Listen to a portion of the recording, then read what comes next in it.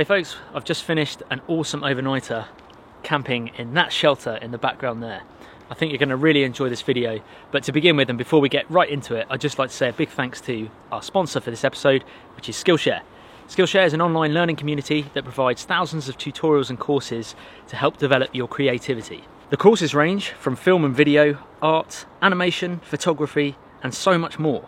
I recently did a course by Justin Bridges on the fundamentals of DSLR photography. The course shows you how to leverage manual camera settings such as shutter speed, ISO and aperture to up your photography game.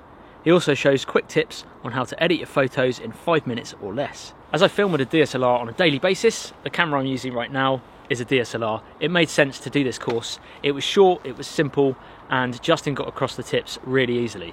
Skillshare are offering the first 1,000 people that click the link in the description below a free trial of their premium membership. And after that, it's only about $10 a month. So thanks to Skillshare for sponsoring this episode, and let's crack on, enjoy the video, and let's go camping.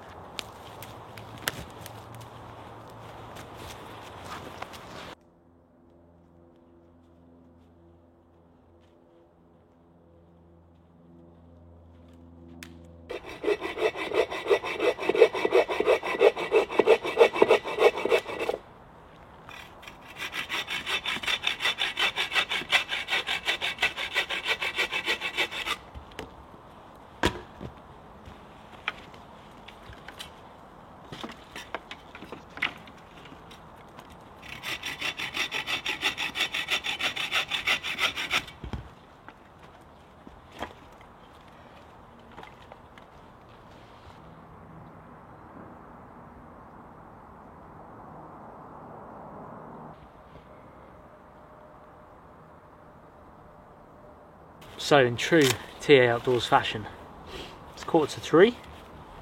We have probably an hour left of light. Good filming light. Anyway, gonna get the fire going.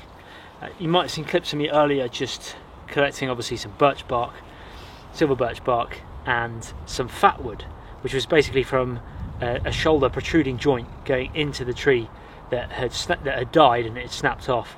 But the thing with fat wood is the resin then kind of sits in all the joints of the trees, and it comes down to the base and the core of the tree.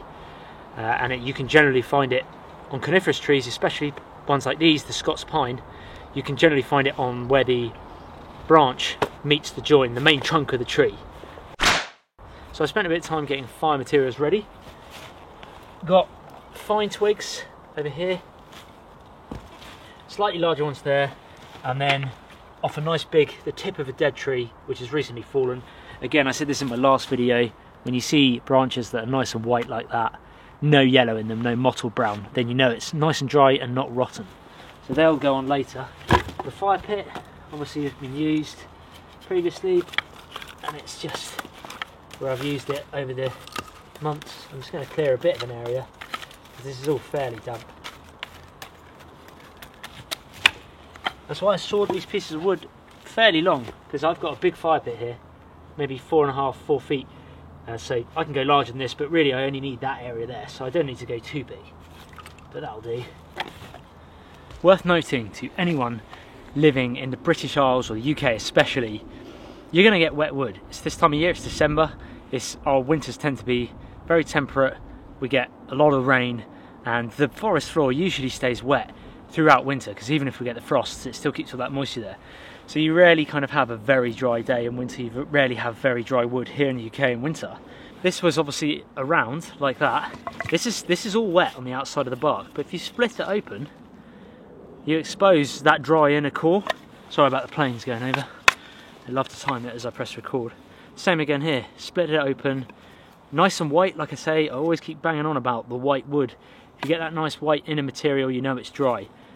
And I can see that that's just really dry to the touch.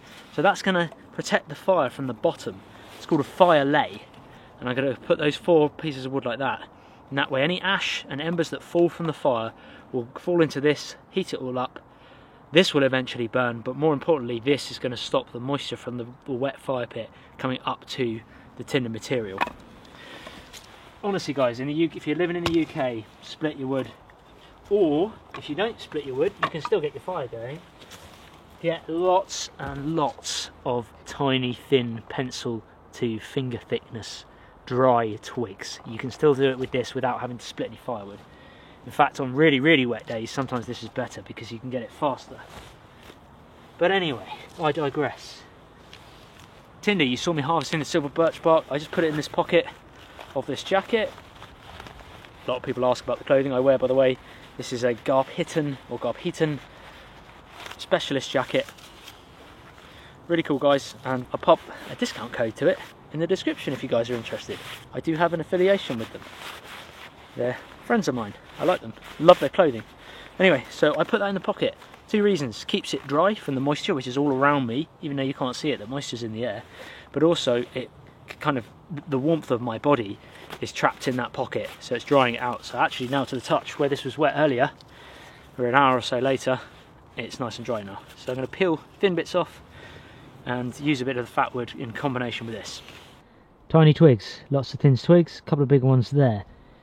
On the stone, not on the floor really, they're up on the stone. Then I've got birch bark peeled up to expose this real light pinky layer. That's what you want, is the kind of pink. This stuff isn't going to burn as well, it's rotten in outer bark, sort of inner bark of the tree, so you want to try and expose these pink bits. Then fat wood, again, up off the ground. Then I've got my fire lay, and then down here, bigger pieces of wood. That's all I need. So I'm going to use this, which is fat wood, and that's where the join in the tree was. You see it's lovely and red and resinous. That is all the resin that's sat there in that joint. The only fat wood, remember, is at the end of this piece here. This is kind of not so useful. So I'm only going to make a small pile in the pith.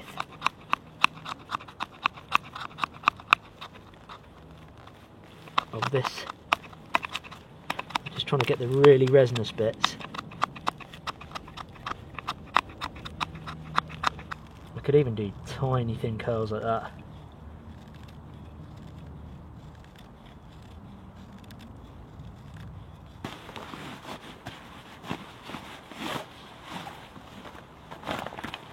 fire lighting kit I keep in this pack pouch. I used my matches the other day, you guys saw that. Pretty epic, but this time we're going to use the classic Swedish Light My Fire steel. These are great for beginners. If you're, obviously everyone likes the bushcraft idea of using the back of your knife on the fire steel, but at the same time these come with a little striker anyway and a thumb grip, so you can just get much more control over the fire, over the spark, sorry. Oh, nearly. There we go. Now I want to get that birch bark lit. Like that, let the flame climb up. This is the stuff that's really going to go. You can be a bit more patient with birch bark as well. You can kind of leave it to burn a little bit longer. You don't want to do that, you want to get the edges burnt. Keep them upright like that. Here we go. Because it's wet, I'm going to use pretty much all of the birch bark. Now, I'm going to zoom out for you guys. And you want to get these twigs on. I'm going to use that piece of wood. No, not that piece. I'm going to use...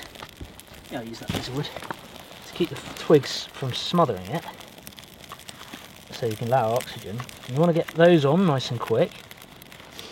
And you've got time now. Let's come back a bit. Got loads of time. And while those are burning, you want to get the next layer. Whoops, next layer on, and it helps just weigh it all down a bit. Next layer. Now I'm going to wait until the flame creeps through to the top of here. That's then when I'm going to put the next layer on, so it's not quite coming through here yet. So once it comes through this top here, this is how I do fires in the winter. So it's just coming through now. Let it establish a little bit more before I put the next layer on. It's all, remember, soaking wet wood, so it's smoky and it's going to take a while to properly burn. See, I adjusted it and it's still not coming through yet, that flame, so let's let it... I don't need to blow in it. You see lots of blowing in the fire and things like that, but you don't really need to. You just need to let it get established. If it was raining I probably would have, but I'm quite happy with this at the moment.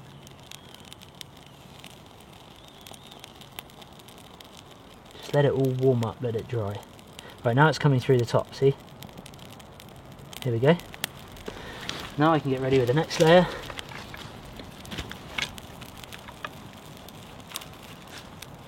It's going to make it smoke because I've smothered it a bit. Like that. And then again let that come through that next layer even more. It's not quite ready, but just stack it like that. And to be honest, that's a way. I don't really need to add any more fuel or oxygen. I'll just let that burn now. There's only one more thing left to add.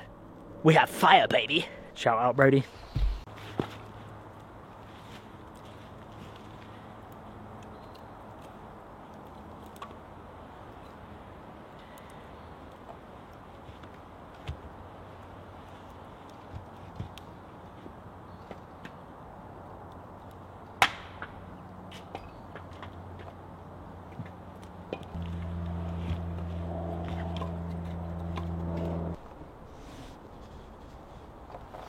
I'll give you a quick tour, but there's plenty of mould in there, which in fungi and stuff, which isn't so much a good thing if I was staying in there permanently, but for one night I think I'll be okay on the old lungs. But yeah, let me show you inside and then what we're going to do before we cook up some food. Here we go, this is it. We decided to leave the lattice work, the kind of hazel wattle walls with gaps, because it's kind of more of a tool storage shed, but it doesn't get cold enough in the winter here for me to totally freeze to death, so I don't need sealed walls as such. And if I did seal the walls, look, I mean, look at this. Look at this lot. That is some pretty funky looking fungi, some fungi. I'm guessing where there's not much sunlight in here, but also B, kind of not much airflow, but I'm thinking it's more of a light thing. This is why this fungi is flourishing. You can just see it. It's sort of white with a mottled brown look to it. Let me zoom in on it. If you guys can see that, it's kind of mottled brown and white. I'm not too up on my fungi and things, but it's, yeah, I'm not sure what it is. I see it growing a lot on the pine tree, but I personally think it's where the acidic soil, it must be perfect conditions. Just acidic soil and yeah, darkness. Because it's on the side of the bed here, and this is what I mean about the bed. A, the bed is, I think, the wrong angle. I think the bed's at the wrong angle going in there. I kind of want it over here somehow. So I'm going to rebuild it here so that I don't bang my head getting up. But this is it, and there's some holes in the roof a bit. There's rain forecasted in the morning, about 8 o'clock in the morning, so there'll be a good test. Most of it is pretty sealed from the moss and everything. We will see.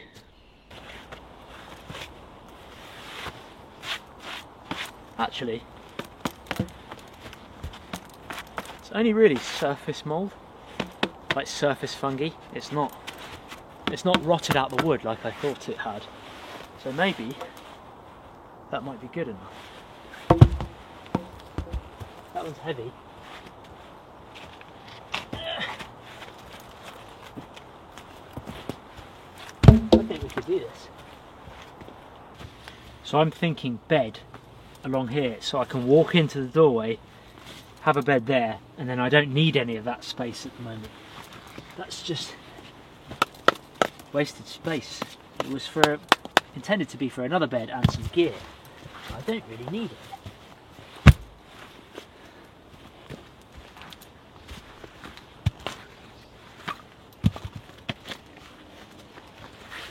So that goes there. That goes there.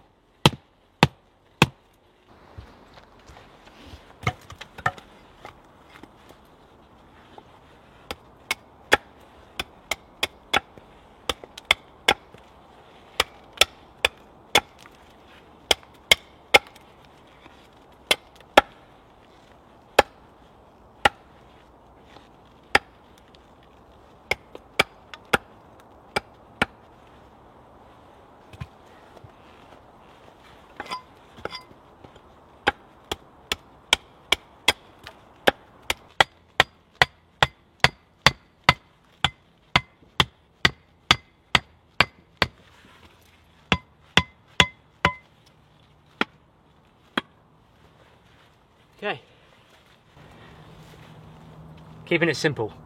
Same bed layout, same height, because I figure it's going to be quite warm in here anyway. Usually I'd have the bed raised up double that amount so that I can sit on it and bend my knees and they'd be at a right angle, but for this one I think I'm going to be sat on one of these logs or something outside by the fire for a bit, and then I'll just come to bed on the logs. So let's get those in.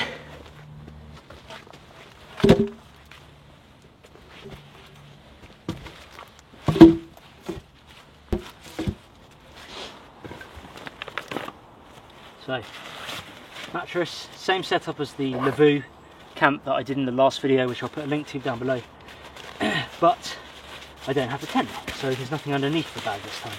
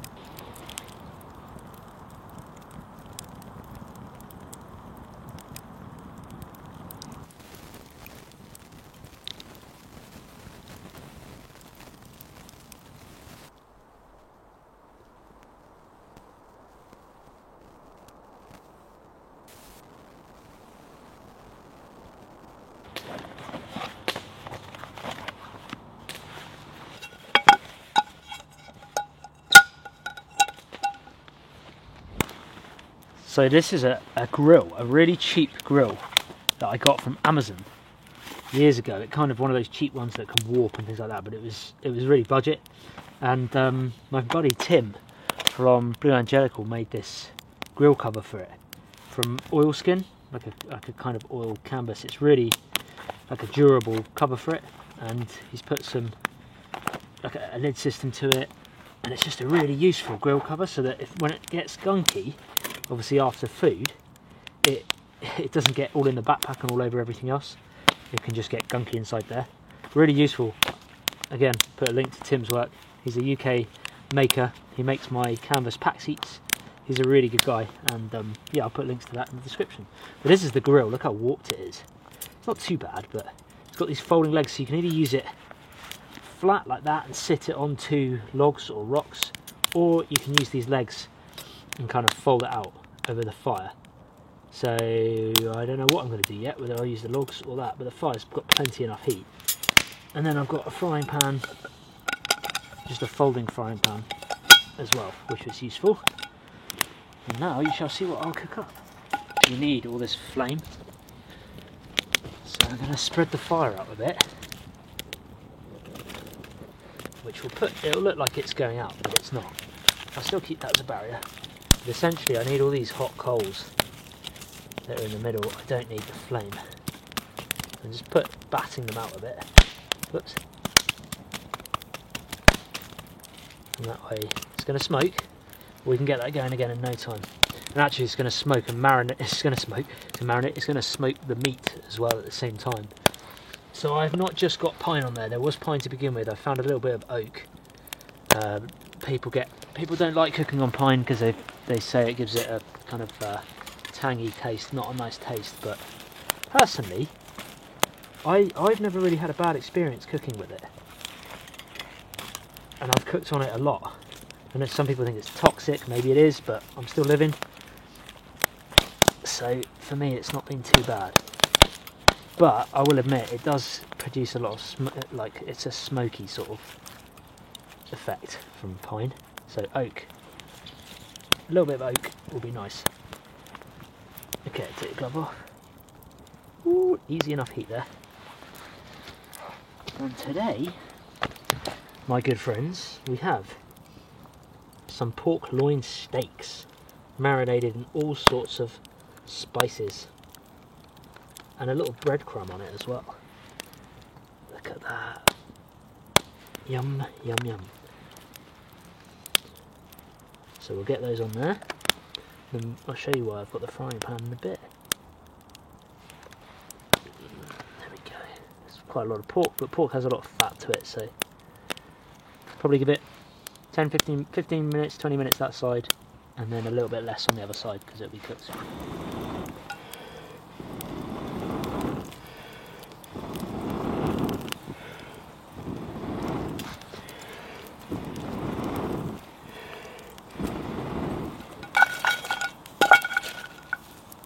Bit of asparagus.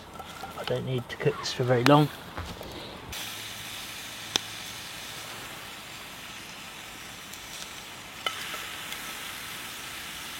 Right, so I brought the chair over from the old pallet cabin, and we've got the pork steaks there.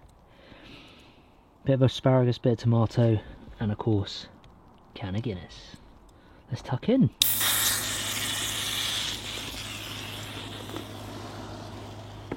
Set that sizzle away down there. Cheers, guys. Oh, I'm looking forward to this. Excited. Oh, and that Jax's dog hairs. Very nice. Temperature's starting to drop now. Let's just check that pork is actually cooked. Looks it to me.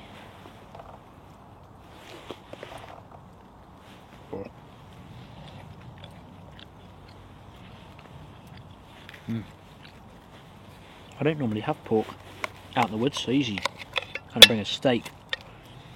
Just easier and I guess less risky. But the pork's really nice.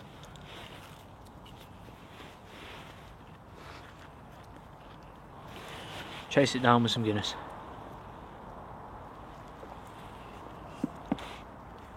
This is my second overnighter in 2 weeks.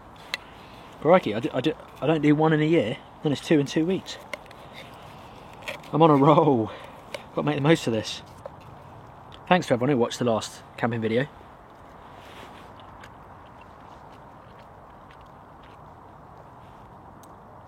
Again, lovely still evening. It's still evening, just like before, where there's just no wind. It's beautiful. Temperatures are going down to 3 degrees Celsius tonight, so not freezing. And actually getting quite mild tomorrow, up to 6 or 7, and then 10 on Monday, sorry. Today is a Saturday, and there's loads of rain coming in as a result. What's everyone up to then? What are you guys all up to? Are you out camping? Are you staying at home? It's a different type of Christmas this year with COVID, I guess. And there's all sorts of rules, like at the moment the rules are you can't, for example, go to a pub with a mate unless it's outside and with a substantial meal. And apparently a Scotch egg is a substantial meal. So you can have so if you want to go on the Raz, you can just go with a mate, get 1 Scotch egg and 10 pints and you're sorted. You're going to have to really drag that Scotch egg out though. Put a few logs on the fire, nothing major. I get tired really early now, guys, since being a new dad. I just get tired I know. I start feeling it about 8 PM. Gets to 9 PM, I'm on my knees. 10 PM, I'm out cold. And then 11 PM, I'm up with the baby. That little blissful period of about 9 till 10, or no, 8 till 10. Love it. That's all I get these days. No, on a serious note though, it's good to be out here. Thanks so much to everyone who's tuning in. I really appreciate it. And got some awesome content coming up for the next couple of episodes. And then next year I've got some cool things planned. COVID obviously dependent, to see how things go. But yeah, life is good at the moment. I've still got a bunker episode to put down for you guys. It's going to be the last one of the series. I've finished it, I'm done. It's been a really fun side series, but I don't want to kind of drag it out too much, so stay tuned for that coming soon. Yeah, I'm going to chill here for a couple of hours and then hit the deck in the Viking house, which is looking pretty inviting. It's now 9:30 and I'm calling it a night. It's pretty cosy in there actually, it's a bit bigger than I thought. I'm just going to hang this up somewhere for me. Sometimes I sleep in my trousers, sometimes I don't. If I'm wearing thermal leggings underneath, I tend to not sleep with these on and just sleep with my thermal leggings on. If I'm not wearing thermal leggings underneath, I do sleep with these on sometimes, because I often find that in the sleeping bag it's my legs that get cold, not so much my upper body. And I guess that's the body trying to get the temperature, keep my core temperature warm, so it takes all the heat out of my legs, which would make sense. It's such a still night. It's going to be really interesting to see how this rain tomorrow, if we get any drips, which I'm fully expecting. Use that as a pillow. What I tend to do. On second thought, I might have to put my hoodie back on in a minute. It's a little bit chilly, but I always tend to get hot with the hoodie on. Moment of truth, folks.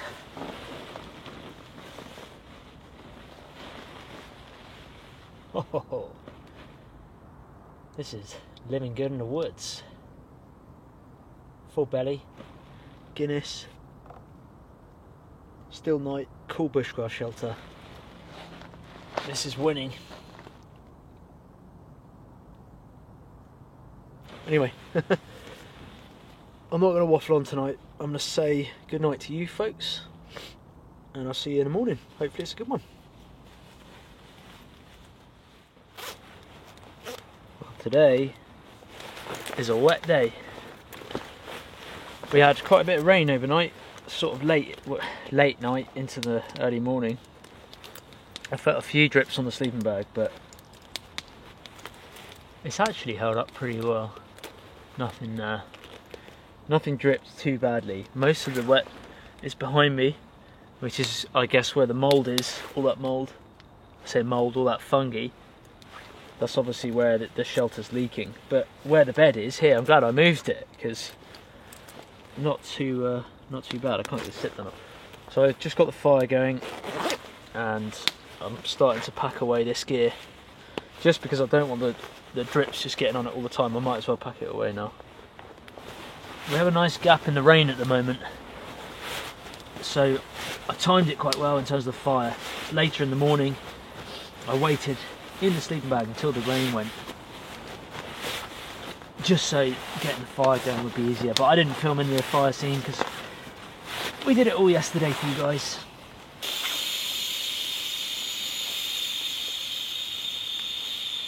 The mattress didn't burst on the logs, which is good.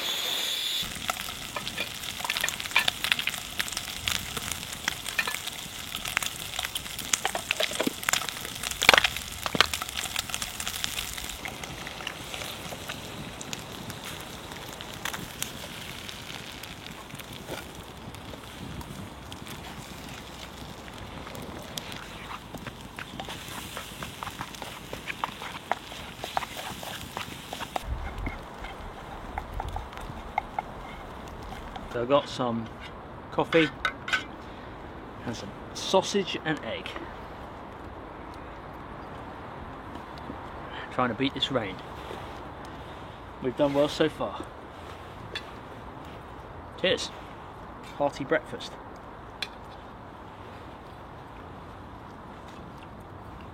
I tend to kind of scramble the eggs when I cook out in the woods, just because it's so much easier to manage. Obviously, started out as a fried egg, so rather than beat the egg before I put it in the frying pan, as you can do with scrambled egg, just started frying it just to heat it up. And just as the base of the egg starts to kind of go hard and burn almost, just beat it up with a stick, mix it in with the sausage, and it just kind of distributes the heat evenly around the egg, and it just gives you obviously scrambled egg. Just makes it life so much easier than having to try and get the perfect fried egg.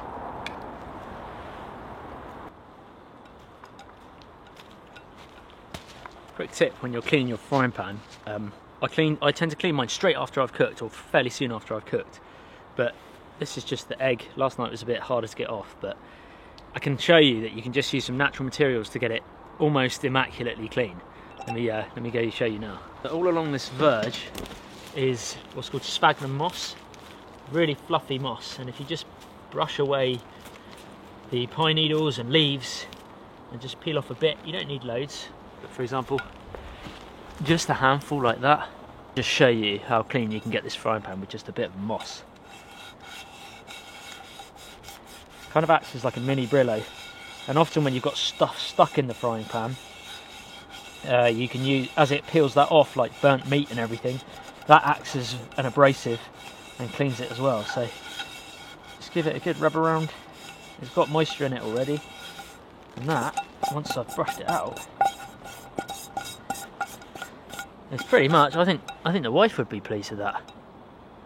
So just a little tip, you can use moss if it's available. You can actually just use bits of mud and pine needles and it'll still get most of the stuff off, but I tend to do it quite quickly after I've cooked, and it just makes life a lot easier packing it all away then.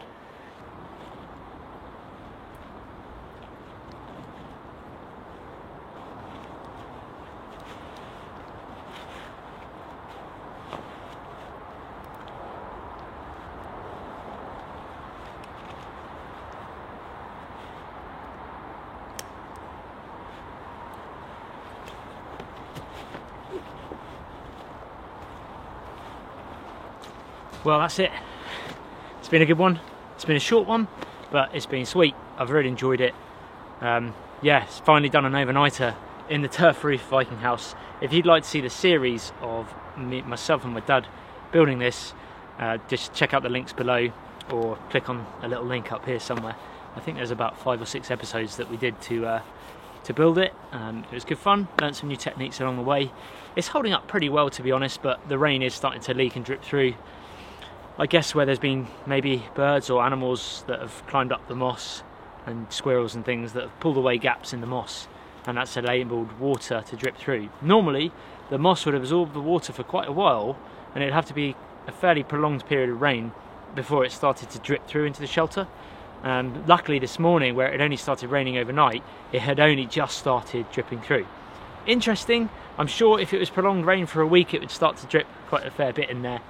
But you know, it's better than sleeping out in the open and in the elements. And even though there's gaps in the wattle, the walls, the sticks around the outside, it still keeps off the majority of the draft. That's our Anglo-Saxon house.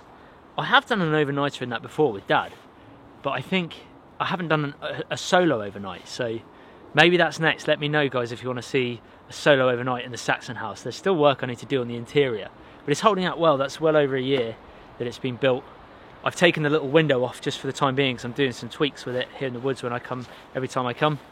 Great trip, I've really enjoyed it. Thanks so much to you guys for watching and supporting the channel. I'm really grateful to be able to do this as my kind of full-time job. It's just awesome, full-time living. So, and that's all down to you guys, so thank you so much to everyone who's supporting and watching along the way. I'm going to put little links to everything in the description, gear and things like that, but also thanks to Skillshare for sponsoring the episode. Don't forget, first 1,000 people that click the link below will get a free trial of their premium membership. Thank you. Thanks, guys. It's been a cracker. On to the next one. Cheers.